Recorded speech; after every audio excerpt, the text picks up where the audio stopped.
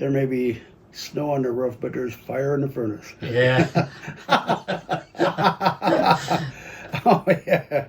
Well, the question is, how many World War II veterans were on the Fitzgerald when she went down? Folks out there in TV land, if your cousin or your uncle or your dad, comment on the comments so we can get an idea of how many. I know that Ransom Cundy, what was that? Ransom Cundy. He was a Marine. My Uncle Grant was in the Army. I'm sure there's others, but I'm just not real sure about how many was on there. I would like to know how many. I mean, some of these guys in their photos are dressed in military uniforms, so Yeah. it was. There had to have been a half dozen or so. Right. Your dad Oh, served a World lot War of them II. served definitely. And boy, oh boy, it would be nice to know. I just would like to know for my own. Obviously, the kids weren't in World War II. That's rather obvious. But the engineers, and the mates and stuff, possibly, were possible. What happened to the Fitzgerald? We're going to sort that out probably till the end of time. And that's interesting to me. It's fascinating, but that's just one half of it for me. And the other half, and even bigger to me, is the men that were on board, their lives. Mm-hmm. Who were they? We know so little about the men on the Edmund Fitzgerald. I mean, you'd think there'd be a ton of information out there on Captain McSorley. I had to sit in the library in downtown Toledo for 6 hours dragging information out of city directories to find out where he lived. And but there is you can Google McSorley, go to Wikipedia. There's nothing on him. That's my goal in this, to introduce these men of the Fitzgerald to the world. I would like who to they see you are. do that. And by doing that, I have to talk to the family members, which is a very delicate subject because some family members don't want to talk about it, and I understand completely out of respect, but I want to get to know these men, and to do that, I've got to talk to people that knew them and were running out. Or just like World War II veterans. How many World War II veterans are left on planet Earth? I think a lot of these internet things you see about the Fitzgerald, they just copy somebody else's thing and say, because without a doubt, just about every one of them bring up Bruce Hudson. Now that's all in good. I got no problem against it. But there's 28 other guys on this boat. How about it's a very interesting point.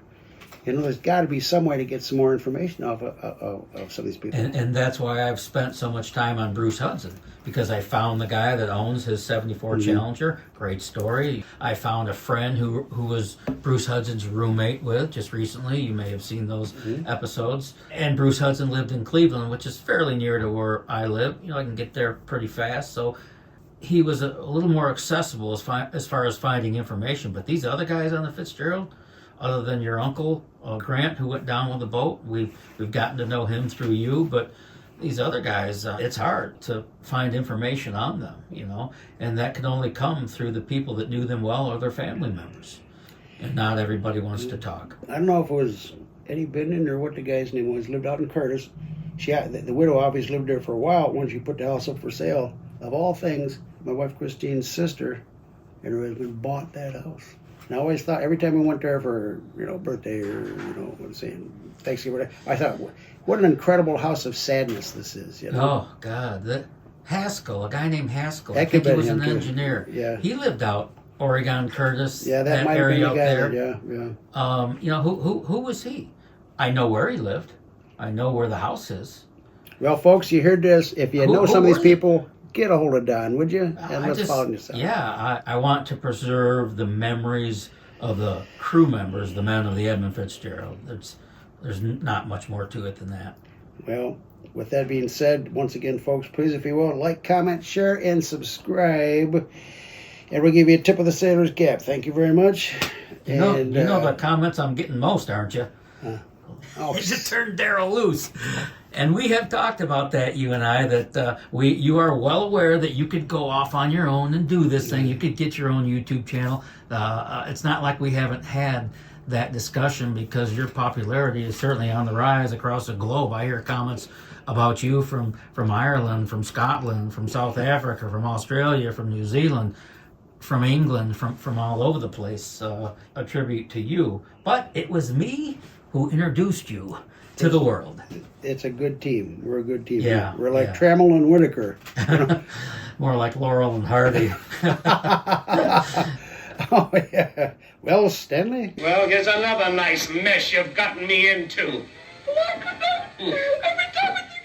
Oh. No, that's I appreciate everything you've done, and you're approaching 30,000, subscriber wise, yeah. History and geography was my favorite subjects in school. Oh, I love history. Yeah. To me, I couldn't get enough of it because, and they taught a certain curriculum on that, and I'm glad they did but I was a young kid. I wasn't into learning all this stuff. I was trying to go through puberty and check out the babes, 7th, 8th grade.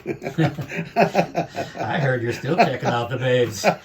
There may be snow on the roof, but there's fire in the furnace. Yeah.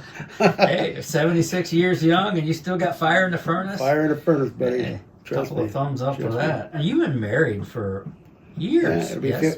February 14th. In 2 weeks, it'll be 50 years. 50 years. That's how I always remembered our anniversary date. Let's see. Well, that's right. It was the year the Fitz went down. Yeah, you're the guy. You got married on Valentine's Day. Yeah. So if you miss your anniversary, your ass is really grass. I'm in a heap of trouble. Yeah. No, it was. I can remember that day just like yesterday. And there's not very many tomorrows left. You at 76, do you think about that a lot? Being in the twilight of your life, your years, do you behave any differently because your time is limited, as mine is, and everybody's is as you get in the twilight of your life? Do you think about it a lot? yeah, but I ain't going. You're not, you're going to, okay. Kicking and screaming, huh? I'm staying right here, Okay, pal. all right. Like I said, Uncle Claude made 101. Last time I saw him, I said, I'm going to try and beat your record by one day. Now, he never smoked, he never drank, he was about a straight shooter and lived in Sycamore his whole life, like my Aunt Sarah Sycamore. She missed 100 by 1 month or something like that? And you were a complete angel coming up. No Oh, yeah. partying, no. I was a complete angel, all right. What are you saying? We have to subtract an automatic 10 years for you right now? I'll go with 10. We'll see how it goes, but it's just I'm on heart medication, and You feel good overall? some days are good and some days are bad. I mean, to me, you look really good. Well, I for appreciate that. 76 years, you have, in my opinion, a youthful look. That's half the ball game right there, is to not give in, you see. Don't let the old man in. I went to that 50th anniversary before I graduated from Clay High School in 1966 in Oregon. I thought, who are these old people? Here, everybody looks like shriveled up old prunes here, Yeah. And I'm playing in a rock and roll band boogieing every night. What is up with this? So. Well, we're all going to get older, but it doesn't mean we have to get old, I guess. Well, that's what I'm talking. It's frame of mind and taking care of yourself. And I married a younger girl, and I like that young stuff. That young 65-year-old stuff. She's 10 years younger than you. Yeah, that young stuff. Ooh, yeah. Nice going. Sweet. Yeah, buddy. Do you sleep well? Sometimes no, only because my brain. How do you turn your brain off, especially on this stuff? I get weird vibes every now and then. Just like the other night. I don't know about that Corvette story. I haven't thought about that in years. I know what it was. It was Dudley Paquette's thing when he said vibration is a cause for concern. Okay, you got a problem. And then I thought back to that Corvette. My left knee gives me a little trouble, but that's my showbiz knee because one night I jumped off the stage to end the set, and it brought the house down, of course. But Sounds like you brought yourself down too. My knee said, "Yeah, I shouldn't have done that. Someday, buddy, you're gonna pay the price." Well, I am paying the price. You don't drink coffee, though, you said. Well, when I was a conductor at the railroad, there was times I'd drink 17 cups a day. I mean, my God. You had to watch your My stomach heart would get cut flutter in out half. on that. Oh, buddy, you want to climb walls? Ooh. So I came to the point where I just cut it off. I haven't had a cup of coffee now in 25, 30 years. 25 years? Yeah. You don't crave it? No, not at all. Just like alcohol, it'll be 13 years this May 2nd coming. It'll be 13 years. Not a drop? Not a drop. Mm-hmm. Just like I asked the Lord to take it away from me. That was it. It was done. No cold turkey. You eat red meat? Nope. Haven't had a hamburger or cheeseburger in 30 Are you kidding years. me? Really? Not at all. What do you eat? Fruit Loops? Chicken, obviously, fish, Chicken, and some fish. turkey. I just don't... So when's the last time you had a piece of red meat? Well, if you want to call pepperoni from a pepperoni pizza, there's I'm beef. not counting that. Okay. No, it's been 30 years anyway. That's discipline. No coffee, no red meat. Yeah. And now, first of the year, because I gained 12 of them 17 pounds back, I cut off all Coca-Cola and I cut off all ice cream. For me, that's the two biggest monkeys I got on my back. Ice cream. Ooh, man. I got the Jones bad for ice cream, man. I'll tell you that right now. But that's all right. That's all part of staying active. Use Sure. it or lose it. It's that Yeah, simple. yeah. There's no question about it. You got to stay on the march. My dad pedaled 90 miles outside on his bike on his 90th birthday. He went 90 miles. You mean like over a week's time? Or No, in one sitting. A That's pedal some- bike. He went Yeah. 90 miles. That's incredible. And he's going to be 95. He's still alive. He hobbles around like a twisted up old penguin, but he's still moving. You see, and there lies the rub, what you just said. When you talk about arthritis and things of this nature, it's the food we eat and the water we drink that causes these I believe inflammations of all your joints. Sure, sure. Well, optimistic. You got to always have a good attitude forward. You know, someone who's, oh man, well, every day, oh, why even get up? No, you ain't got to live long doing it. Says, hey, put it in the Lord's hands, and whatever happens, happens. Don't worry about it. You know. You know what you got to do? Listen to me. I sound like a psychotherapist or something. I'm not. I'm far from it. I'm sure I need one, but you have to be. I do believe this though. You have to be conscious of your thoughts all the time, because you might. I'm depressed. I don't feel well. I feel bad. Well, what are you thinking about? Well, this terrible thing that just happened, or this terrible thing I'm worried about that might happen. Well, no wonder you don't feel well. And then as you become more conscious of your thoughts, you then have to change the direction of your thoughts and go to a better place. But it starts with being conscious of what the heck we're thinking about. For my readings of the Bible, when I'm a student of the book of Revelation, things happen to us to help us build perseverance. And I'm a firm believer of that. Years ago, when I'd get a flat tire, take a hammer and throw it against that old car. But maybe, just maybe, it made that flat tire. Because had I kept going, a drunk driver might have, boom, and it wasn't my time to go. I believe that. I really do. I heard an old baby boomer, and we'll end with this, the other night say, it was kind of funny. He goes, hey, I'm not worried about Gen Zers taking over the country or the world, because guess what? It's going to be real easy to take back.